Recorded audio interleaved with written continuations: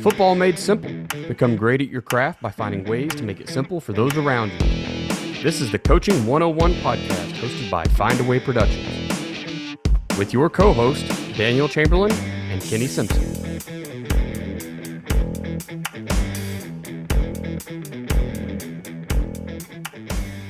What's up, coaches? It's the Coaching 101 podcast. I'm Daniel Chamberlain. That is Coach Kenny Simpson.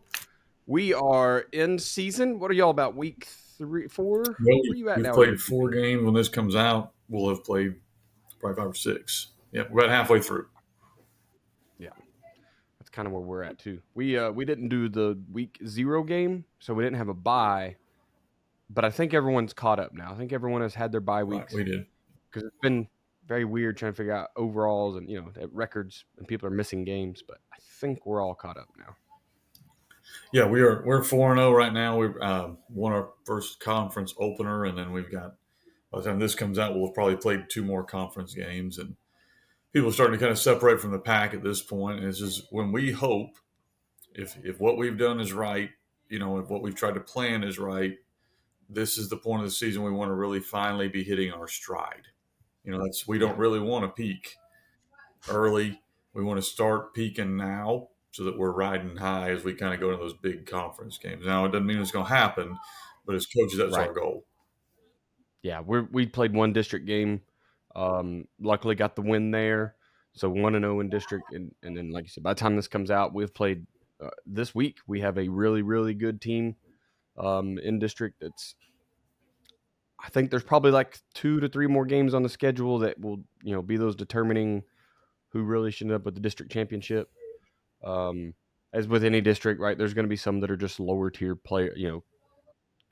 programs that haven't whatever they need to do to get a little better. So, yeah, but we're looking, man, just going 1-0 every week. That's the thing is now that I've been a head coach for a bit, those are the ones that almost are worse. When you're talking about the teams that you ought to beat and you should beat, and you should, those are the head coaches are difficult weeks because, like you said, you're aware, your players are aware, their parents are aware.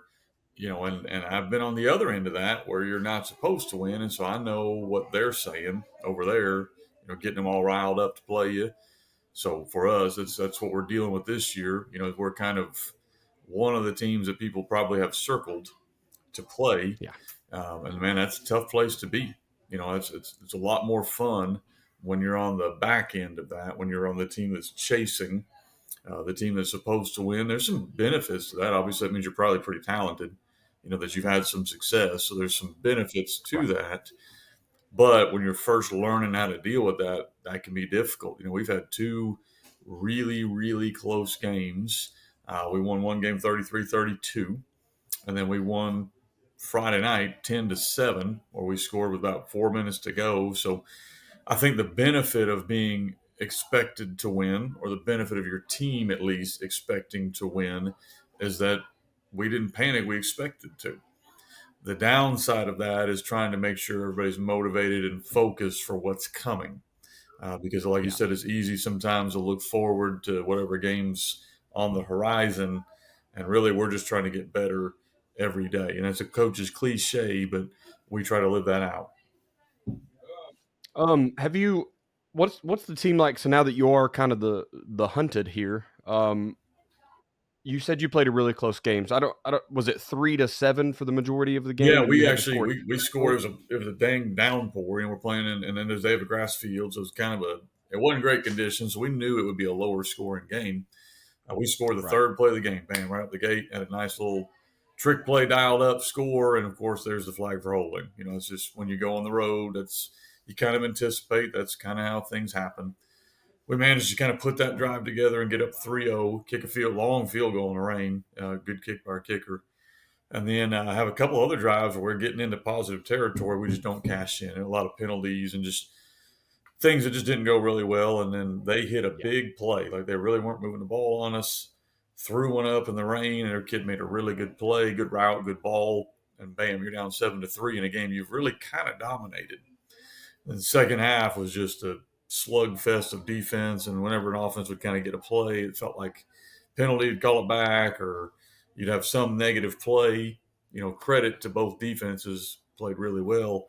So we're going, man, we got 6 minutes to go. We're down 7-3. We're really struggling offensively. They're struggling offensively.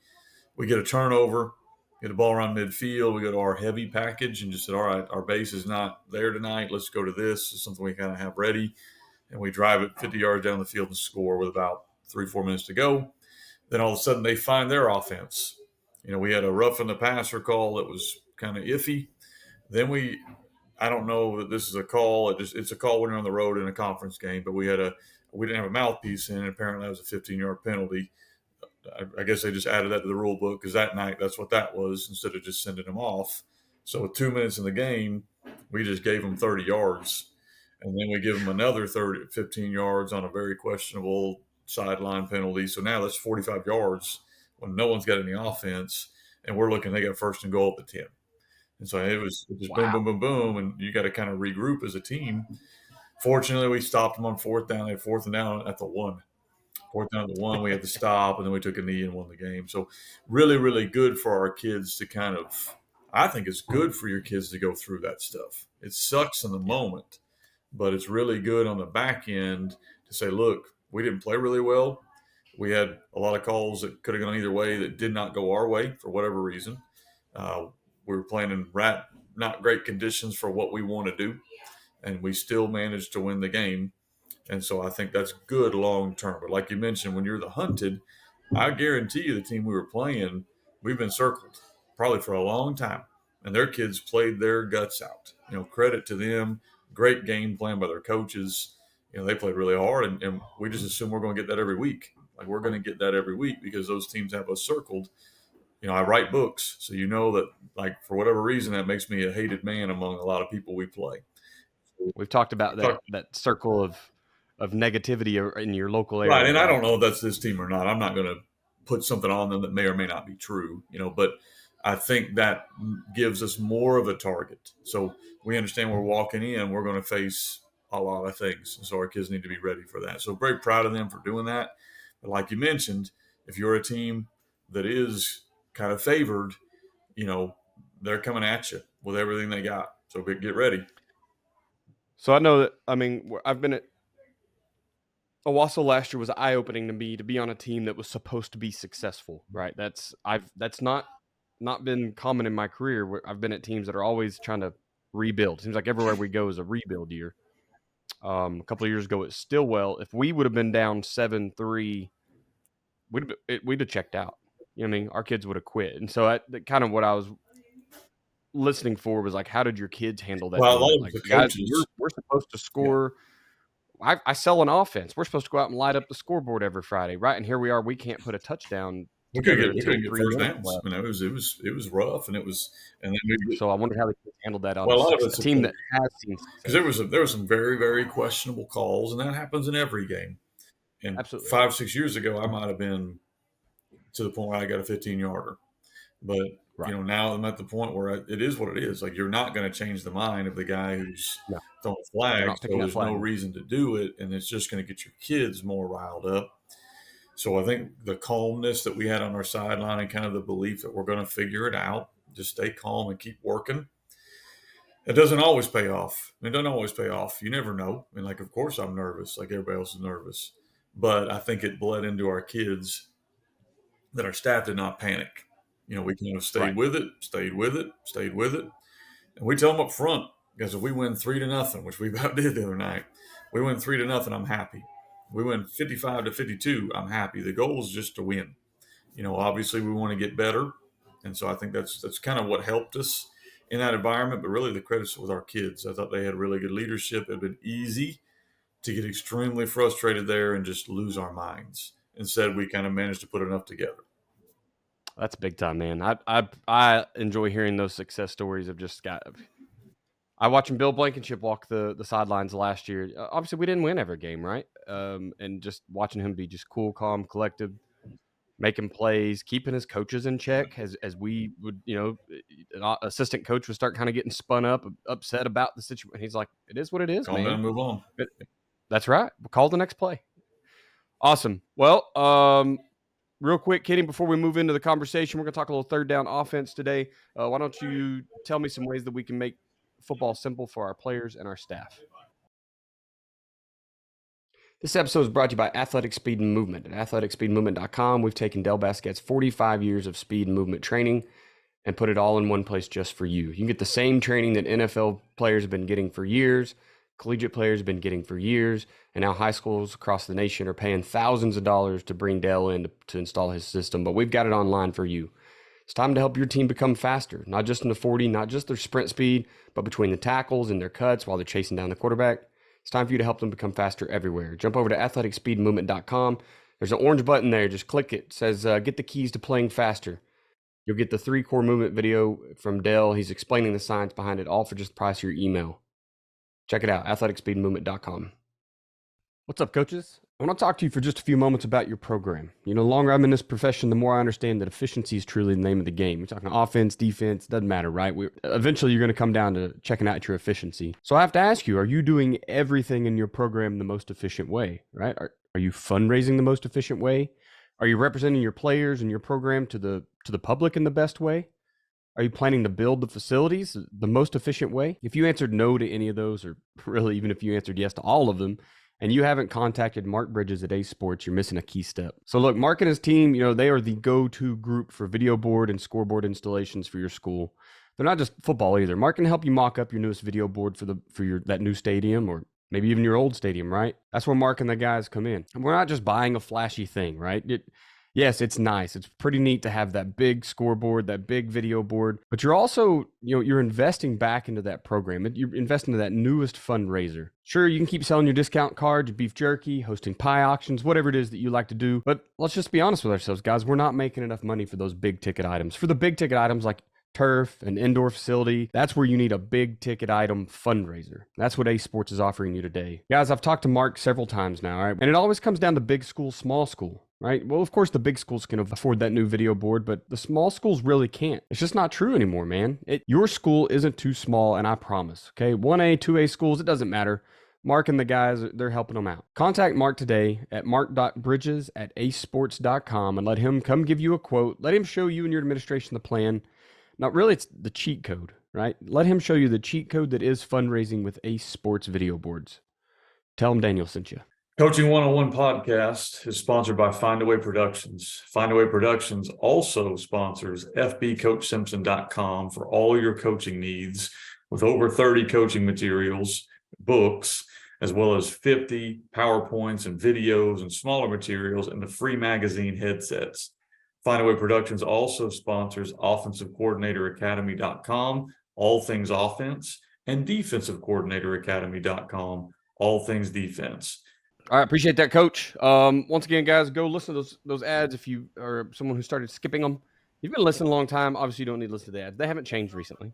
We plan to add more sponsors. If you know someone you would like to get on the podcast as a sponsor, let us know. If it's a good product, you know, we'll reach out and do some research and see if we can help them better their sales.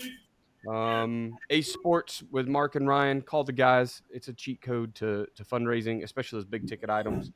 Help them get your program where you think it should be. No school is too big or too small. Jamie's new book, is it I'm at a Football Game? Is that what it's It called? is, and it's done really well. And you know, I don't know if she's making much money. Obviously, she didn't really want to. She's selling for like $12. So, but they're all over the place, and that's all she cares about is seeing these little kids enjoying them. It's at fbcoachsimpson.com under materials, and it's I'm at a football game. Done really, really well. You know, she's actually gotten it in the hands of a lot of different people, and they've all really enjoyed it. Yeah. We've got 2 copies. You know, we take 2 little kids to Friday night games, Saturday games, all over the place. So the books are awesome. Get a book. Help your wife handle the kids on Friday nights. Team Themes Volume 4. You're going to hear quote of the week in a minute. That's going to come directly out of Team Themes Volume 4. It doesn't outdate any of the other books. So if you've already got Volume 4, you know, you can reach back and get Volume 1, 2, or 3. Great stuff. Help organize. Kind of just getting your kid into that, or your team, that one theme we're going to talk about all week. And right, it just helps you teach off the field things during the week, right? That's kind of what I've enjoyed about those books. And then I also want to talk about Headsets Magazine. If you're not looking at those, man, it's a free magazine. It's at fbcoachsimpson.com /headsets. Is that correct? Yes, sir. Mm-hmm. Yeah. I've written some articles there. Kenny was gracious enough to allow me to put some words on paper for this last rotation. And so every year, a few magazines come out. So jump over there, Headsets magazine, and look at all. I mean, there's a ton of stuff written, right? Looking at Danny Haddad has written some in there, right? Chris, coaches from all over. So you can find scheme in there. You can find, I wrote about leadership. There's people just writing about different stuff. So great place to go and look at what coaches are writing for coaches. All right, let's get into the quote of the week. Yeah, quote of the week. Theme of the week for us this week is optimism. So obviously we're talking about that. And Winston Churchill is really good guy to look at for different quotes. Says a pessimist sees the difficulty in every situation. A pessimist sees the difficulty in every opportunity. An optimist sees the opportunity in every difficulty. And like Daniel just talked about, like for us with the kids, we did not play well on offense. We just struggled across the board on a lot of different things. Those little things is usually what it is. And so brought the kids in Monday. I think they were waiting on me to just lose it on them, like just to kind of. And we said, guys, this is a great opportunity. How many times can you play this bad and win? Like we're in a blessed place right now. Let's make sure we take advantage of that. Like now you have the opportunity. We've gotten away with a lot of different things because we played three teams that weren't able to expose it. And now we Yep. played a team that exposed it so you can work on it and get better. Like to me, that's an opportunity. The pessimist in me would say we scored 10 points in a game when we should have done this. And you saw all the different things we could have done to score 30. That would be the pessimist. The optimist is this is another opportunity to get better. This team exposed us. Let's take that and use it and try to get better. Yep. My wife is obviously a big part of my mentality of staying positive and all that. She actually in a text this week there's a great opportunity to get better, right? A great opportunity to make the day better. We were just having a bad day or whatever it was, with the business and everything else. So it's really neat to have people around that are in that positive mindset because man, it can spiral out of control pretty quick, Oh, yeah. right? Yeah. All right, man. Well, let's talk some third down football here, Coach. We're going to talk about offensive side this week. We'll jump over and talk the defense next week, probably, but we'll just get into the questions here. So, what makes third down so different when you're calling the plays on offense? Well, I mean, that's football 101. When you look at the end of a game, we got a little defensive chart in our film room in there, and everybody probably has that same chart. And on that chart is, turnovers are probably number one reason people win and lose games. Number two reason is probably third down conversion rate. Like that's up there. Like, what is our third down? Are we getting off the field on third down? Or if you're on offense, are we converting third downs to stay on the field? And then the third one is probably red zone. Like those are the three things, Pee Wee ball to the NFL ball, that are going to determine if you win or lose a game. So ultimately, it's the ultimate, we call it money down. It is the down that you've got to stay on the field. Now, I'm going to lump third and fourth downs together depending on the situation you're in, because For if you're a sure. team that, hey, we're going to go for it on fourth down, then just treat third down differently, and fourth down becomes that down. So in my mind, when we say third down offense, we're saying we got to have it. Like whether that's third down on the negative end of the field or that's fourth down on the positive end of the field, if you don't convert, you're giving the ball up. Like that's how I'm looking at this.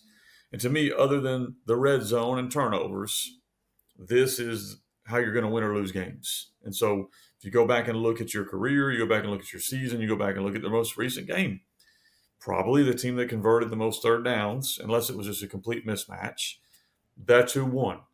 So you've got to figure out what are we going to do on these huge situations. The pressure ratchets up. Everything kind of ratchets up because everybody knows what's at stake. And you got to win on those downs. Defenses literally will build special packages. I know we do. We have a third and long package. We have a third and short package where all of a sudden you're getting these different looks from the defense because they understand if you're going to win in football in today's world as a defense, those are the downs you got to make work. It's hard to stop an offense. So they're going to try everything they can on third down to get off the field. So understand you need to be researching what am I getting on third downs? Like Very rarely, unless you just play a team that's, not very well coached, are they going to give you the same look on third down that you got on first or second down. You're probably getting some kind of pressure or some kind of coverage change or some kind of whatever where they're trying to get off the field on third downs. You got to know your philosophy. Like, what is your philosophy here? And a lot of that probably needs to be what your team's built around. Like, let's be honest, you may have a very young quarterback, where you're trying to protect him. And so that's okay. There's nothing wrong with that. Like, you don't want him to make a game-changing mistake on one of these situations. Maybe you're built in defense. Last week, pouring down rain, our philosophy changed. It was not bad to punt. We were punting. My son's our punter. He was punting like 40, 45 yards, and in the mud, that was a big deal. So they may change game to game. But if your philosophy is to convert, then you need to be working on those plays that are going to convert for you. So you need to have kind of your philosophy on that. And then you got to practice this stuff. We practice third downs and red zone every single day. We have never in my career, the last 4 years, practiced a 1st and 10 play ever, because that's our base offense. We practice third down plays, we practice red zone plays, and we practice plays from the hash. And then we practice some time plays too. But in my mind, that's all we practice in team. So our kids know, hey guys, it's 3rd and 5, 3rd and 4, 3rd and 3, 3rd and 2, 3rd and 1. That's what we're doing today. Tomorrow we're going to do 3rd and 6, 7, 8, 10, 12, and 15. Like, they know every week, here's what we're doing. And we're looking as an offensive unit, kids and players, do we like this? Do we not like this? And so we're getting comfortable with these plays. And those plays can change week to week, year to year, opponent to opponent. This year, what touchdown I talked about on the opening of the show, 3rd and 10. We went 3 plays, gain of 1, loss of 1, 3rd and 10 right out the gate. And we had a draw play in that I knew, here it is, and it hit for a touchdown. We just had a dang flag out there for whatever reason. But we had that play. Like, draw is a good play on third down if you've done your research. And so there are different plays, but we had worked that play all week long. And so when it hit, then we had another third down conversion on a little throwback screen, something we had worked all week long because we had seen on film when it's third down, they're going to bring the inside linebacker off of the edge. So how can we take advantage of that? So to us, we had worked that stuff Monday, Tuesday, Wednesday. So we call it on Friday when it's pouring rain and it's loud and everybody's going nuts, and our kids are very comfortable in that situation. That's awesome. The difference is, it seems elementary. Of course, it's the must convert down, right? We've got to get this so we can continue our drive. But you're right. It coming from the defensive side, you're going to get some crazy blitzes. I mean, unless you just completely have your opponent outclassed, which, maybe they have a new coach that doesn't have all these understandings yet. But for the most part, like, you're going to see some heat. Yeah. They're going to try to make your guy make decisions really, really fast. And if you're a run first team and you're just going to run it on 3rd and 7 and expect, power counters are going to get you there, maybe that doesn't matter as much. In fact, maybe you welcome that pressure. Hey, that's fine. Blitz your inside linebacker out there. I have one less person to worry about blocking. But, offensively, I'm learning, like, we've got to have the packages too. I love hearing you talk about having a third down package on offense, because that's not something I've done in the past. But we sure did it on the defensive side, right? So if the defense is going to have something special, why not take advantage of that? So I really I like the way you think about that and the way you practice it. Why do we have to make changes to our base plays when we're going into these third down situations? And I don't know if you have to really make a lot of changes. I think you could probably run a lot of the stuff you've probably installed, but you need to be aware, like you just mentioned, that you're not going to get the same look on first down that you're going to get on third down. So to us, we have a man zone sheet. So like I have on my little play call sheet, plays against man, plays against zone, and we want to confirm with our eyes, what are we seeing on third down? Now, it may be something that they only run zone, they never change, so you know what you're getting. Or they only run man and they never change, so you know what you're getting. But you will see some teams that go from zone to man or man to zone in that situation. And so we want to have kind of a sheet where I know these are the calls we like against this look. These are the calls we like against this look. And man zone is the biggest difference, in my opinion, that would affect an offensive play call. Like that would be the biggest difference to affect an offensive play call is the type of coverage that you're going to get. I'm dealing mainly here, Daniel, by the way, with like third and medium to longs because third and shorts, I don't really know if you're going to do much different. Line it up and run Unless power, you're the right? Dolphins and you're going to run stupid stuff. But most people are just Right. going to line up and run their base stuff there, So I'm dealing with kind of those third and medium longer. Yardage For needed is sure. huge. How many yards do we need? We need to be working this stuff with our kids. So, like, here's an example of a base play. Maybe you run, I don't know, go out. Maybe that's a base concept you want to run against a cover two look or man or whatever. Well, that's going to change on 3rd and 7 versus 1st and 10 because maybe your go out is at 5 yards, or is it whatever yardage, and so that may have to change how deep the route runs. So there's some differences there you need to work with your kids on. Of hey, maybe we're running the curl into the zone. Well, don't run the curl short of the first down. So like those are the For sure. differences you might want to work with your kids, but the route didn't change. Other thing I put on this is find your best players. Like, you may run, this is our favorite play we run.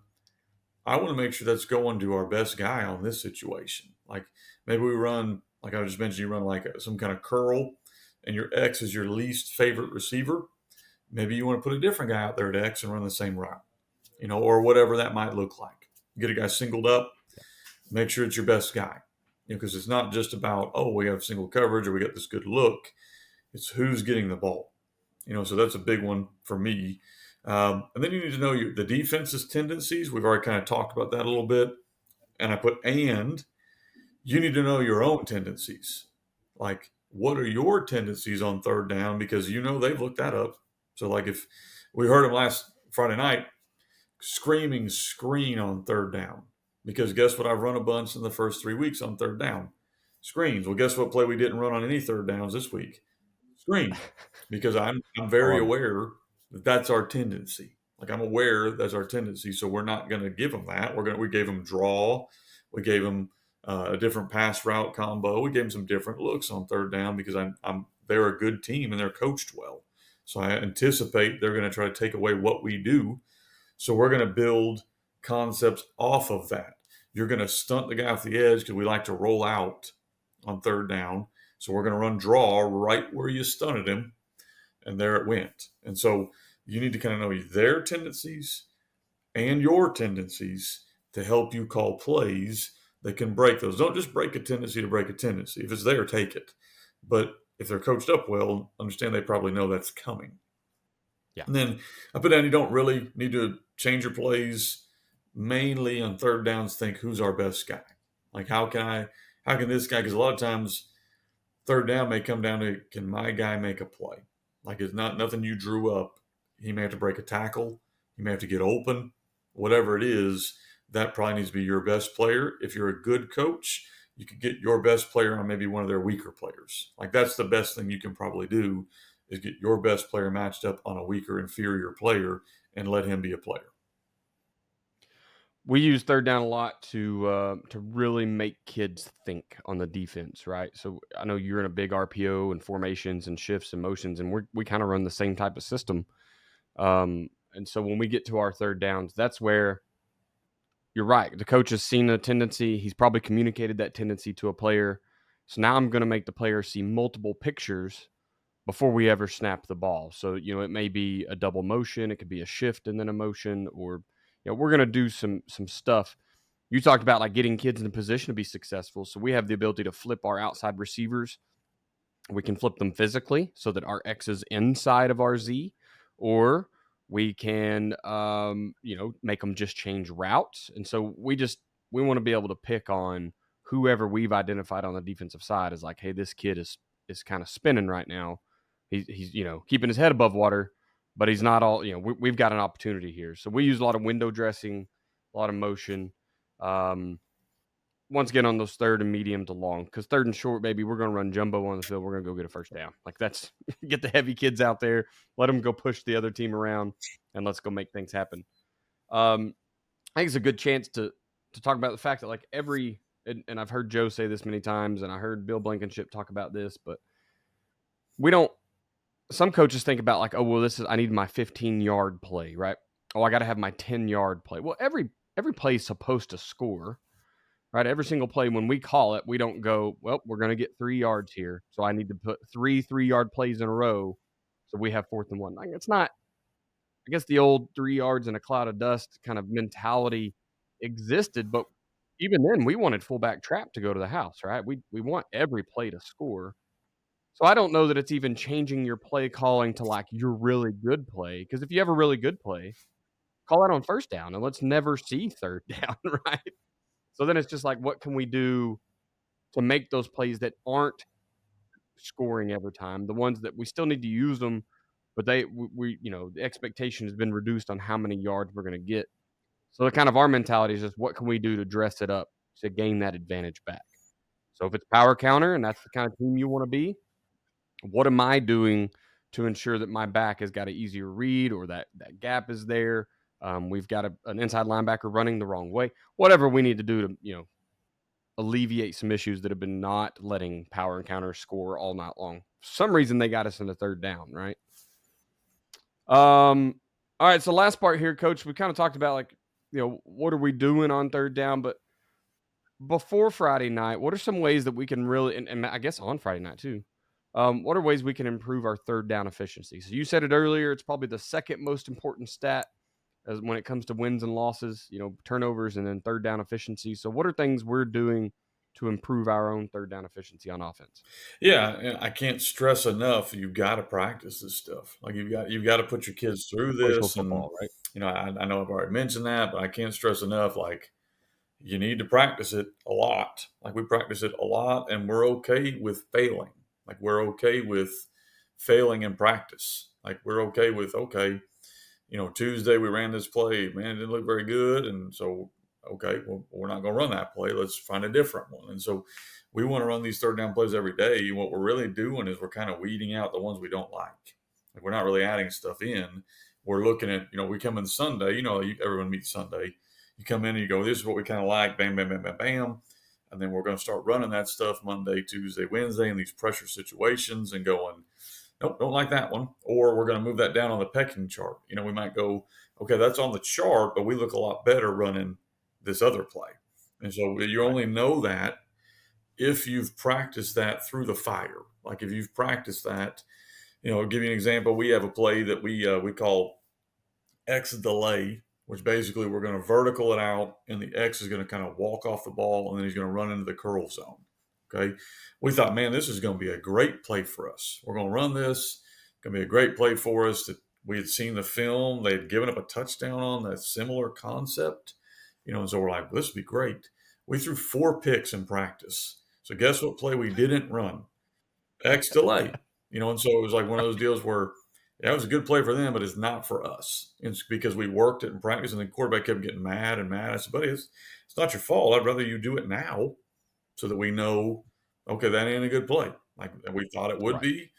It's not going to be a good one. So we're not going to run that play. And so you got to do that kind of stuff in practice to kind of get through that mentality. And we want to see different kids. Like we want to see different kids making plays in practice. Like maybe this kid is ready to get the ball in those pressure situations. So other thing we got to do is we got to have set plays our kids know we're going to use. Like have set plays. I've got my call sheet and it's got third downs. Bam! It's got a section of about 5 third and longs, 2 or 3 third and mediums, third and short. Like Daniel mentioned, we're probably just running our base stuff, so we have a section for it, but we kind of know what we're going to do. That really doesn't change much week to week. But your third and medium to long, that does change. And then I have them ordered 1, 2, 3, 4. You get a bunch of third and longs. Here's the plays we kind of want to go to, and this is what we've looked good at in practice. So Sunday, that list might look one way, but by the time we get to Friday, I'm going, Okay, what do we look good with this week? Here it is. This is the first play we're going to run on 3rd and 7. 3rd and 7 to 10, whatever it's going to be. Second play, third play, we're going to have them ordered, and then those kids will know what's coming because we've worked that look. Like they're comfortable with that look. Because what you don't want to do on 3rd down is go and try something new. Like as usually, don't get me wrong, we've tried that before, and sometimes you get lucky, but for the most part, something new in a pressure situation usually doesn't go well. Like it usually doesn't go well. Something you've practiced usually is going to always be better. Okay. Mentioned already on here, we have that little section on our call sheet. I think I've got a call sheet here. We have a little section on our call sheet right here down the bottom. Okay, let me put this by the camera. We have man 0 right there because that's something we get randomly when we didn't expect it. We get that a lot. That's not just a 3rd down section, it's a general section, but it helps us on 3rd down to kind of know, oh crap, we just went check with me and I'm getting man 0. We haven't even game plan for this and really practiced a ton of this. What do I have? Well, bam, here's our installs. We have day 1, 2, 3. These are our man plays. And a lot of it, like Daniel said, is probably going to be a motion shift, some kind of manipulation to get the matchup you want. And so man versus zone is big on that. Blitz versus not blitz. And I put on here screens and draws are a great way. We got a young quarterback this week or this year. He's young. He's really good one, really good one. But he's sophomore, so it's the first time he's seeing this kind of stuff. So screens and draws are huge to help him. First 3 weeks, we ran a bunch of screens on third and mediums, 3rd and longs, and converted several of them. So, this week, obviously, we knew they were kind of sitting on screen. So draw became kind of our play. We ran a couple little draws to help them. Or we ran a little bit of get him out of the pocket and give him kind of a clean option 1, option 2 look. Like that was, though, you've got to be friendly to your quarterback in these situations because everything else is not friendly. This is not a good situation to throw it when they know you have to throw it. It's not a good situation because the pressure is high, especially if you're a team that traditionally doesn't throw it often. If you're only throwing the ball 10 times and 5 of them are on 3rd and longs, it's not exactly a QB friendly place to be. So you need to probably build in some stuff. And I'm not telling you that's wrong. Your offense, maybe you do run it 80% of the time, or you get stuck like we did in the rain, where that was what we had to do. So you may be in one of those situations where what are our kind of quarterback friendly plays on 3rd down? They may not have a huge success rate, but they're not going to get us a pick or a game changing play in a bad way. And then you've got to have the conversation with the quarterback on these situations of when is it okay for you to try to force something? Like, when are we okay with you trying to make a play for us? And when are we telling you if it ain't there, take a sack or throw it away? Like, that conversation needs to happen so that he's aware of your expectations. Like, we don't want to take a sack in the red zone on 4th down. Okay. If it's 3rd down and we're in field goal range, we got to be smart here. And so those are conversations that need to happen. Or 3rd down on our own 20. We don't want to force it and get a pick. So those are conversations that need to you need to be having with your quarterback because these are kids. They don't know. And NFL guys do the same stuff and they're in the NFL. So we need to kind of have these conversations with our kids of, okay, we want you to be aggressive here. And on this one, if it's there, let it rip. Have fun. But if it's not there, we're okay to punt right here. Like, it's not the end of the world. Those are the conversations you need to have with your guy. Last thing I got on this one is one thing you can do in these situations, and again, you have to practice this stuff, is you can give unbalanced looks or you can give a new look the defense hasn't seen. I'm not saying a new play. I'm saying a new look. Like we come out and all of a sudden we're in quads and we've not even shown that on film. Or we come out and we're in tackle over. Or we come out and we're in, name whatever you have, some unique unbalanced look or some unique look that you've not shown, because what that will do to a defense is slow them down. Because now, yeah, they were going to call whatever blitz they've worked all week against you, but you just threw out a formation they've not seen. And now, if you're the defensive coordinator and the defensive kids, they're looking over at them going, "Are we blitzing off of quads? What are we doing here?" So Right. having two or three of those things a week is good for you as an offense. It really will kind of slow down the pressure, let you kind of dictate what's happening. I wouldn't do 1,000 of them, but having those little wrinkles, that's a good time to bring it out is on those third downs. Yep. You basically covered all the good points here. We want to make the defense talk and check and try to dictate what they can do. So if they're a big cover 0 or cover 1, they want to bring a lot of blitz. Maybe they're even going to try to zone blitz us. Kind of what you talk about. We want to give them that odd look that makes them go, "Coach, we can't do this here." Or the kid does it anyway, and now you've got someone running down the field wide open, right? So we're big on wanting to go, start in a trips or an empty look, run someone back in. So now they're like, oh, okay, well, we can check back into our third down blitz we wanted to use, and now we're gonna change the numbers again. So we just want to keep kids guessing. Make even the defensive coach may have to waste a timeout, right? He's like, crap, I've got this called. I don't know if the kids can check out of it or not. So that's what we want to do is just make those kids think, make them like exactly what you said, coach. Come out, show a quads, come out, show empty, um, crazy formations, knowing we're just going to run our base stuff anyway, right? So that visualization of complexity when really it's very simple for us. It's a couple tags or whatever. So it's a great time to um, let your kids kind of have some fun, knowing we need to go get this, get the other team guessing or not knowing, and maybe they do call the dogs off, right? Mhm. Because all right, they're obviously going to show us some weird stuff here. We don't know what's going on. I hate to be that guy, but I'm going to say to increase your efficiency on third down, you probably need to increase your efficiency on first and second down, right? And I know that sounds like the cheat answer, and it really is.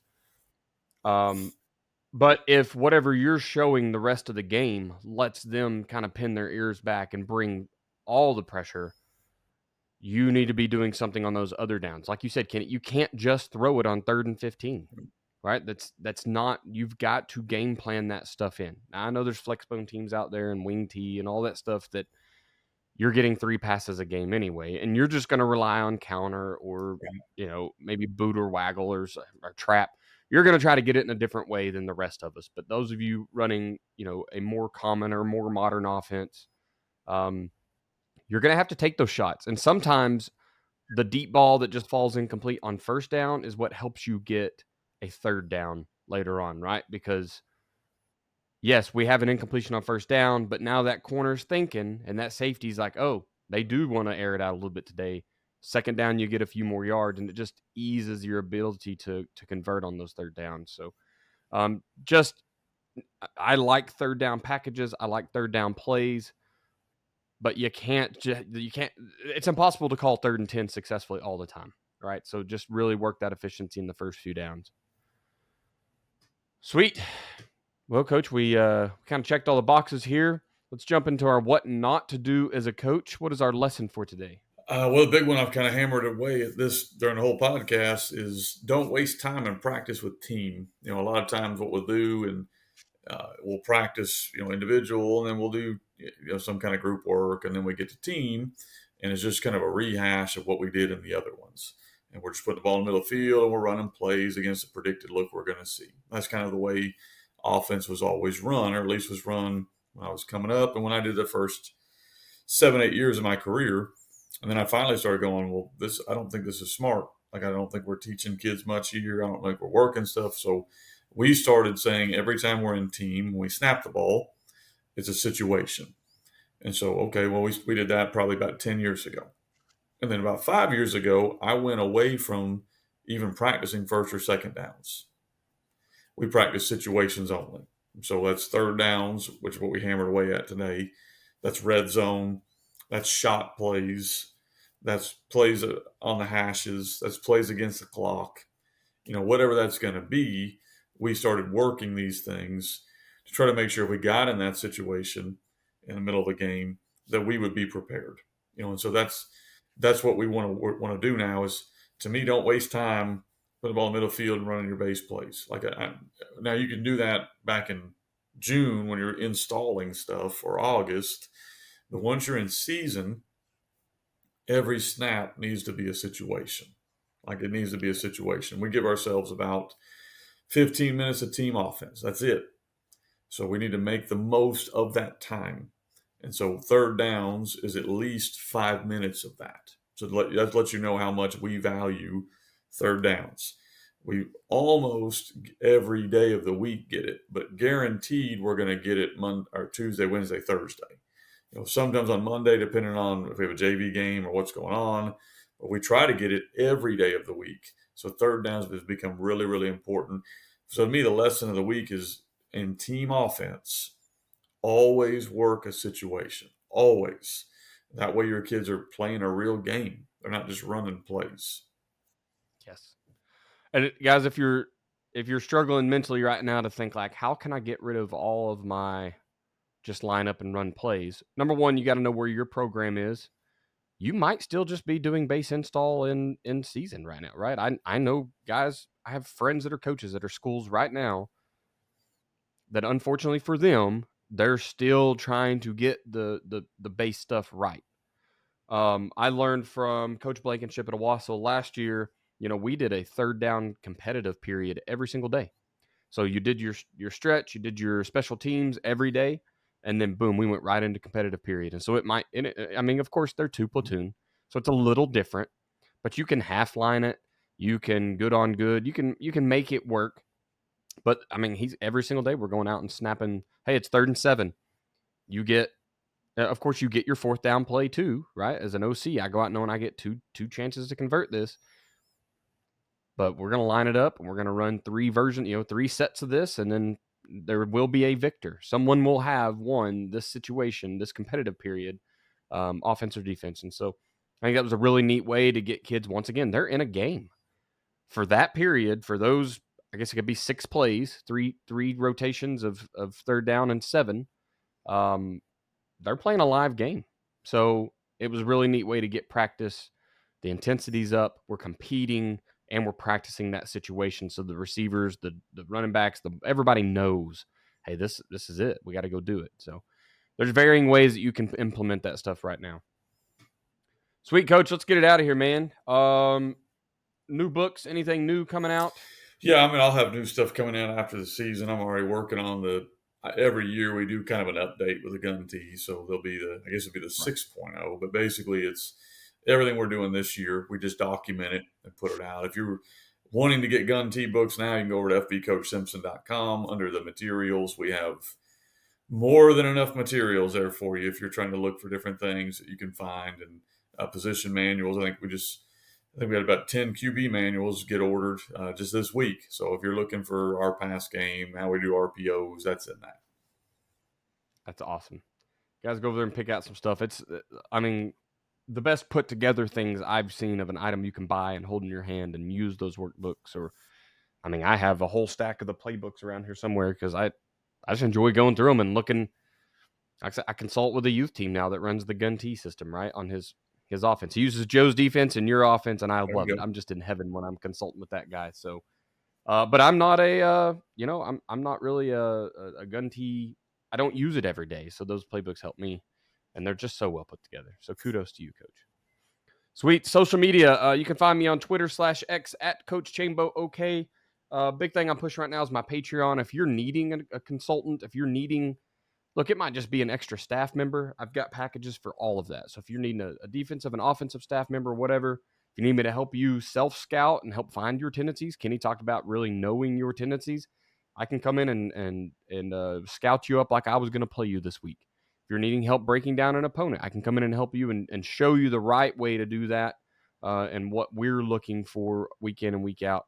And maybe if you're a new coach, you're just trying to learn that stuff, or maybe you just don't have time to do it anymore. Maybe your staff is small, too small, whatever. There's packages for you at patreon.com/Chamberlain Football Consulting.